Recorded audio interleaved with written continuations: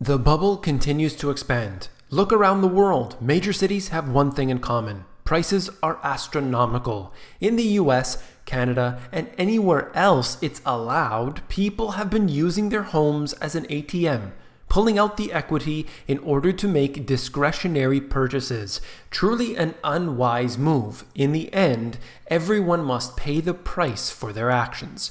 You came here for the truth, so let me unveil that for you. Today we're going to talk about real estate. I'm going to show you mostly US, but I want to talk about it on a global level. So I'll start with this chart here, UBS Global Real Estate Bubble Index. And it doesn't say what year this is, but I assume it's showing the most recent numbers. You can see that Toronto has fallen off this map. It was the #1 bubble in 2017, leading up to the peak in April 2017 there. You can see that Vancouver is on the top of the list. London, Stockholm, Sydney, and others here are not necessarily the highest price places, but we are looking at the bubble. So this becomes a rate that's growing too fast, essentially. So that's what's going on here. You can see Chicago at the opposite end of the spectrum where it's actually declining. Milano is actually declining as well, slightly. So this here shows us where we have issues, and it seems to be the major cities around the world. Not all of them, of course, and some to a greater degree than others, and I'm sure this chart doesn't necessarily factor in everything, but it's just showing us how quickly the prices have risen from last year to this year. That's usually what this chart means out of UBS. So you could see where it is. I mean, it's most of the cities. I mean, if I was to say I'm from Canada, chances are I'm from Vancouver, Toronto, maybe Montreal. So one of those cities, that's where primarily a large percentage of the population exists. If I say that I'm from the UK, there's a good chance I'm from London, a heavy population. Same with Stockholm for Sweden, same with Sydney for Australia. It doesn't mean that all of the population lives there, but a good percentage of them do, and that's where you have the bubbles, wherever there's a large population all tied in together. And look at the details as I break down the US situation. So we've seen San Francisco prices rising high, but it's not the craziest yet. Let me show you this here. Luxury home prices gained momentum in the first half of 2018. In the 91 luxury markets analyzed, the entry-level price for luxury measured as the top 5% of all sales increased 4.6% year over year. These are the 5 fastest growing cities. Okay, I'll show you that in a moment, but essentially 13 to 20% price growth year over year. You didn't see that in San Francisco, although they were quite incredible because the prices are already high, but other markets out there are maybe a little bit more affordable, and they're going to be coming close to those levels very soon if they keep this rate up. It is ridiculous. Here we are looking at Sarasota, looking at different areas on here. I mean, Santa Clara is one of the obviously most ridiculously priced areas where a price of a home is going to cost you $2.7 million. It's just unbelievable. And that is part of it, 13% year over year. So we don't see necessarily all the biggest cities where the most expensive cities are, although in some cases you definitely do. But we are seeing those which are considered to be more reasonable. Perhaps they're relatively close to those other major cities, and people think, well, I can get a comparable home for a cheaper price in this area, so perhaps I'll live there, I'll commute further, and so on. This applies not just to the luxury market, of course. We are seeing that with a lot of other places. Manhattan's housing market has been soft, but other counties within the New York MSA have been strong. All right, looking at this, Hudson, New Jersey, it's right here, it's 20% home appreciation year over year. Hudson, New Jersey, Union, Richmond, Bronx, and so on are all experiencing excessively high levels. I mean, when you see this type of growth in real estate, it is completely abnormal. This shouldn't happen. House price growth has been weak in Manhattan but solid in New Jersey. Here we're looking at that. Jersey City is rising, but of course at a lower level. Manhattan here for the last few years has been rather stagnant.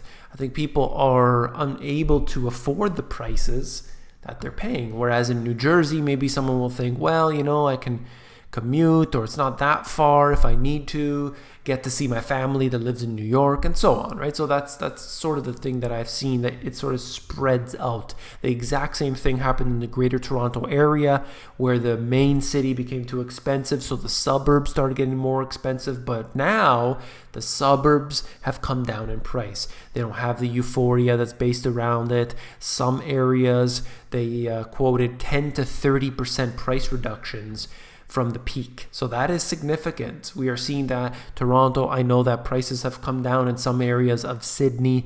We are looking at Manhattan's prices not increasing the way that they once did. The inventory of homes listed for sale in Manhattan is rising. So that's never a good thing for prices, because when you see this happening, you're going to see less fighting over the properties, and then you don't get those multiple offers, you don't get all the benefits when you're the seller. And this declining here is Queens. So that's a big change there for these two. The share of listings in Manhattan, which have reduced their list price, is increasing. I showed you this recently. However, just looking at it quickly, when we see this occurring, we obviously know how that's going to affect the price. When there's more choice available to people, they're sitting on the market for longer, the buyer has more pull. And that's something that you need to think about as well when you're investing. You need to look into how long it's been on the market. If it's been there for a few months in a market where maybe previously it was moving a lot faster, they might be willing to budge. So you can see that on different websites if you're in the US, like Zillow, for example. And no matter what country you're in, you can always ask your real estate agent or realtor and they will give you the information. Look at this, a nation of renters. So we are seeing that happening. I mean, it's not necessarily all around the world that people own their homes all the time. There's many places where it's just completely out of reach for a lot of people. They don't do it, and they just rent their homes their whole time. And that's okay for a lot of individuals. They simply just can't afford it. It's impossible. And so they rent. But in the US, that isn't as common.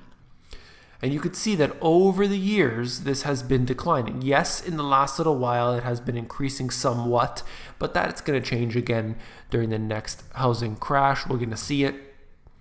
Renter-occupied housing as a percentage of the total, seeing how that has been increasing. Yes, again, as we see people moving into the homes, subprime mortgages and things, that has been declining. But still, over the past few years, it has come up quite a bit there.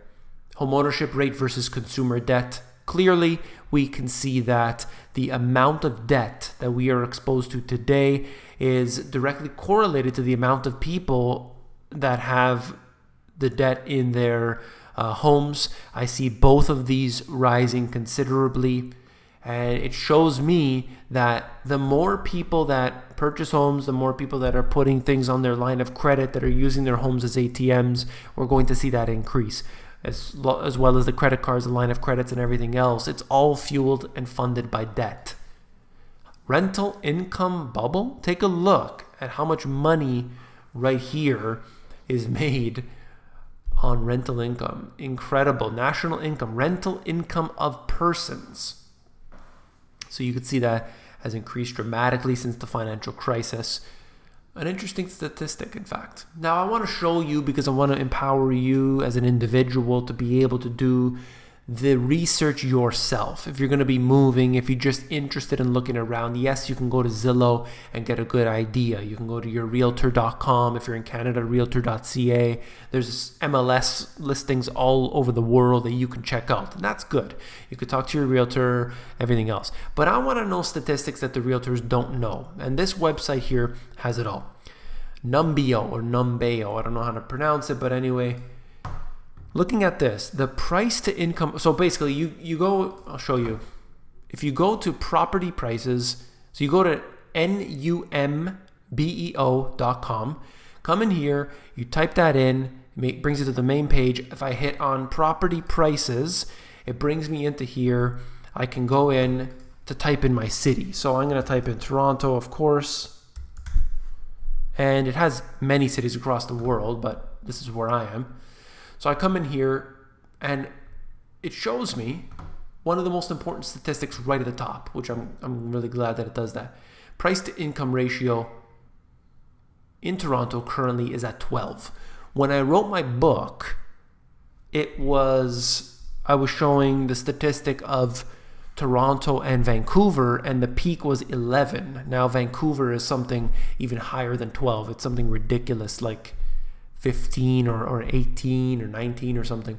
But here, anyway, it's supposed to be historically 3 to 4 times. So what does that mean? The household income should be your house should be 3 to 4 times your household income. So if the household makes $80,000 a year, you'd be able to say, okay, it's going to be $240,000 plus. That's what my home is going to be worth at this time. But it's not like that at all. You don't find many markets like this. And when they reach that level, that's fair value. But it doesn't work like that. We see the subprime mortgages, we see Fannie Mae, Freddie Mac, every way, no income, no job, no asset type loans, interest only loans, and all this business. Mortgage as a percentage of income, another interesting statistic. You're looking at price to rent ratios, and what you do with this is you can actually compare it. By the way, if you scroll down here, you get everything, rent per month, and what you'll see is this line in here, and that's the range. So the smaller the city, you will find that the wider the range is. And what I mean by that is the less people, because people actually contribute to determine these prices. So you get a fairly accurate number. I wouldn't necessarily base everything on that. I think that's an unwise idea, but it gives us a good idea of what's happening. So I can see the prices here. I can scroll down. I can see actually cost of living. So I can type in this under cost of living here. I can go through and see prices. I can do anything, see what's going on in that particular city. I mean, they have everything, traffic and quality of life. I don't know how they determine that, but regardless, you can see all these statistics for yourself. So when you're buying real estate, you don't necessarily want to buy just in the city you are. If you're moving because for your own purposes, you can see the statistics. You can go and type in anything. I'm sure I can type in, for example, so this is comparing. If I don't necessarily want to compare, which I could do, I could come in here and I can type in, probably Sydney is in here. And there we go. So price to income ratio is actually lower in Sydney than Toronto, but that doesn't necessarily mean that cost of living is also the case here. Mortgage as a percentage of income is lower. Going in with different statistics, you'll be able to see that for yourself. I'm going to stop there. I think this is a very, very important site. I'm going to continue to show it because there's always new people turning up. So I hope you do appreciate that very much. If you do, please give me a thumbs up. Last but not least, if you want the financial education you were not taught in schools, these 2 books have it all. They've got it from A to Z.